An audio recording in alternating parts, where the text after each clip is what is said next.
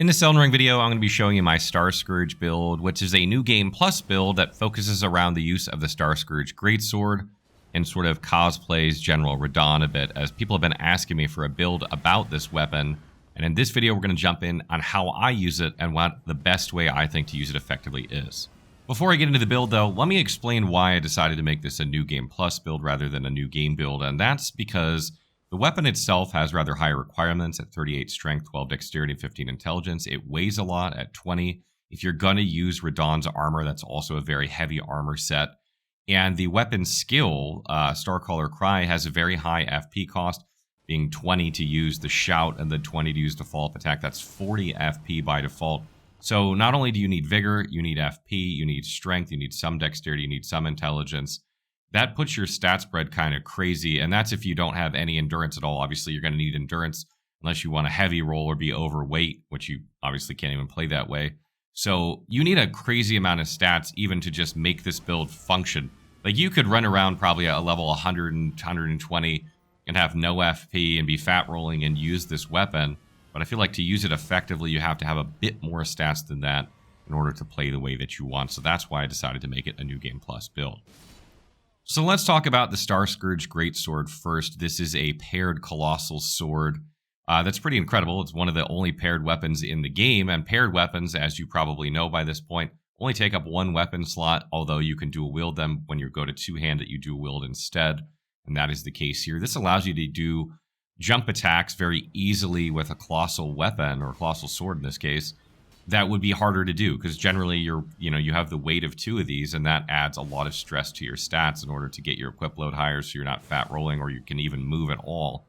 So you can use this a lot more effectively, and it also frees up the offhand slot in order to use another weapon that has some sort of benefit to you. For instance, in this case, we're using the sacrificial axe in order to get FP back because, again, the FP cost of this weapon skill is tremendous. So whatever we can do to get FP back, we're going to do, and this allows us to slot that in the offhand and gain that bonus without ever using that weapon. So the weapon itself has okay damage. I'm not going to say it's the highest damage in the game, but the weapon skill is tremendous. Has a huge AoE radius, usually staggers enemies when it grabs them and pulls them to you. And then when you do the follow-up with L2, you hit for absolutely devastating damage. The damage type of this weapon skill, Starscourge Cry, is actually physical and magic damage. It's mostly physical damage. It matches the kind of attack power of your weapon, so to speak. So you're going to have about 60 to 70% physical damage and 40 to 30% magic damage, depending a little bit on the shout and the attack. You're going to do mostly physical, not as much magic damage. There are a couple ways you can increase the damage of this weapon skill. Primarily, Shard of Alexander obviously increases the damage. We have that here. But another way is to use the Roar Medallion. This actually only impacts the first part, doesn't impact the follow-up attack, but increases the damage of the shout. And if you use the Highland Axe, if we'd slotted that in our offhand instead of the Sacrificial Axe, that would also increase just the shout part of this ability. However, I find that the damage of this shout is so low that increasing that damage by 10, 15%, 20%, whatever, isn't enough to give you a lot of damage. That's like increasing the shout from like 700-800 damage to 900-950 1,000 damage. It's like 100 to 200 damage increase, basically. That's not a lot.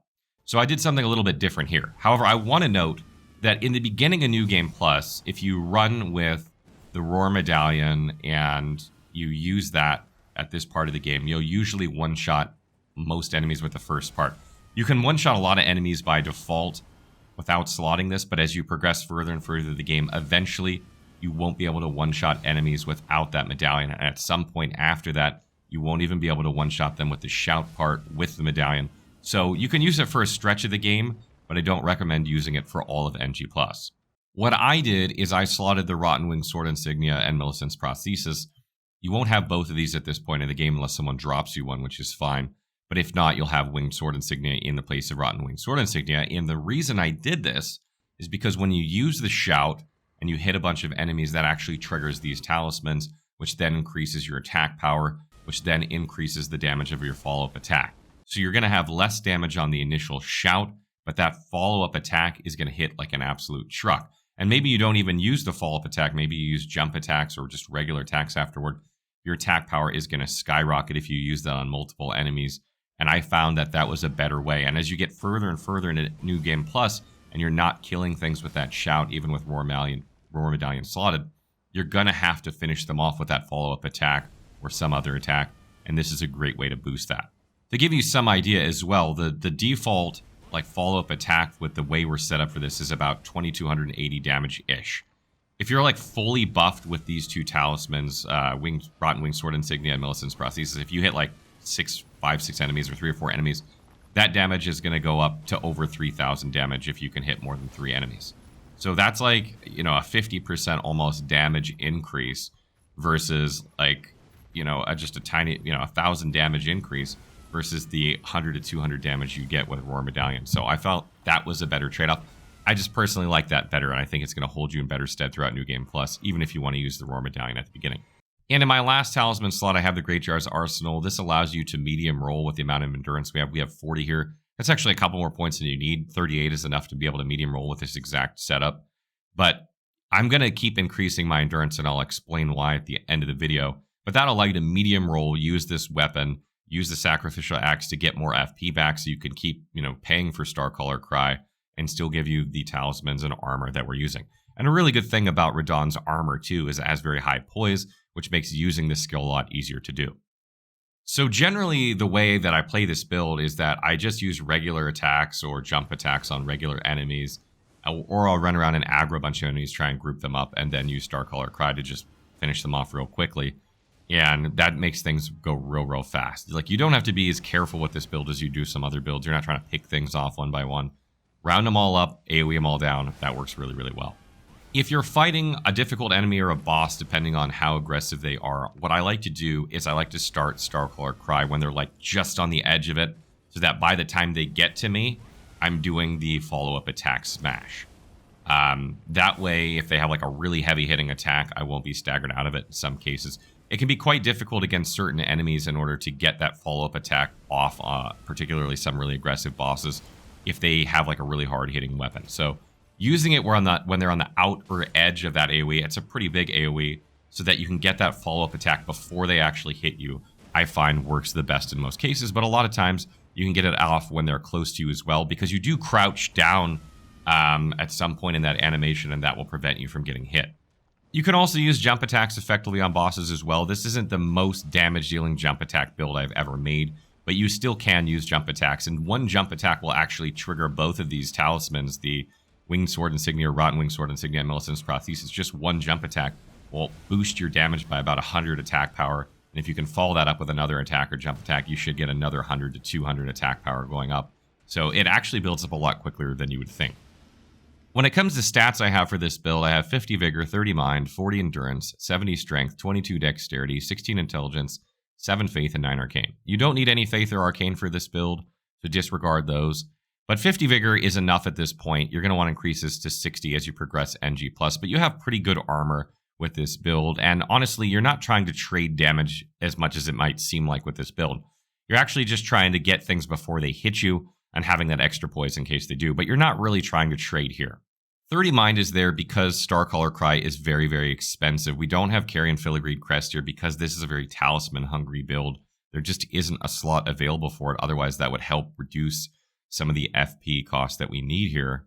But you're going to need a lot of Mind, and as you progress NG+, you're probably going to want to take your Mind up to maybe 35 or 40. It doesn't really need to go too much higher at this point. I have 4 blue flasks, and I can make it from checkpoint to checkpoint with that easily. So you're not going to go up very much higher, maybe 5 more points, but not much more than that.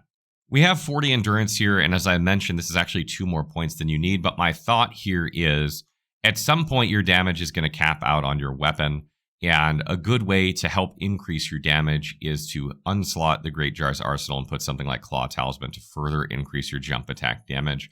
That'll give you a 15% damage increase. So you need to get your endurance up a bit higher, probably around 50, in order to be able to unslot that and still medium roll. So you can either heavy roll and unslot it and, put the Claw Talisman there, or you need to increase this to about 50 or so in order to unslot that and put something else there like Claw Talisman. 70 Strength is there because we need a lot of strength. This weapon scales best with strength in order to increase its damage. Funny thing is that at about 22 Dexterity, after 50 Strength, Dexterity actually outperforms Strength to 22. but then strength keeps outperforming it all the way up to 80. So what you're going to do next is take strength up to 80, then you'll continue dexterity up to 50, and then you'll probably increase intelligence to 50 as well, and then maybe take dexterity and intelligence to 80 as well. That's obviously into New Game Plus Plus and probably beyond that. You know, you don't need a ton more damage at this point, but you're going to want to finish maxing out strength at 80 and then dexterity to 50. And then if you keep increasing your endurance to get that talisman switched around, you get more damage on your jump attacks, which you should be doing. So there's a good amount of ways to increase your damage throughout New Game Plus here and even into New Game Plus Plus. The intelligence is the worst scaling of the 3 stats here, but it does increase the weapon skill. All 3 stats, strength, dexterity, and intelligence, all increase the weapon skill. So that's going to continue to get stronger throughout your playthrough. And lastly, a couple tips here. If you're using the Flask of Wondrous Physique, I recommend using the Magic Shroud and Cracked Ear to increase your magic damage. You don't deal 100% magic damage, so it's not as effective as it would be in some builds, but it's going to give you a good amount of magic damage. If you don't want that one, you can either slot Dexterity or Intelligence. Those will both boost your damage as well. If you're at 80 Strength, I don't see any point to slot the Strength one there, but you could do it if you're at 70. And the other one I recommend is the Green Burst Crystal tier. This is a very stamina-hungry build. Even with as much stamina as we have, 40 endurance, you're still going to run out of stamina. So you want it to come back quickly, particularly in boss fights where you're spamming Starcaller Cry. And lastly, for your Great Rune, Godric's is the perfect rune for you here. You're using 6 of the 8 attributes, and it will alleviate some of that pressure on you to, fulfill everything you need here. There's 3 damage stats, you need a lot of endurance, you need a decent amount of mind, you need a lot of vigor. It'll free up some of that pressure, and it'll also increase your damage.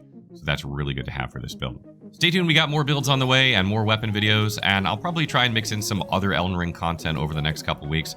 I have ideas for some unique videos that are maybe not a series, but just one-offs, so stay tuned for those.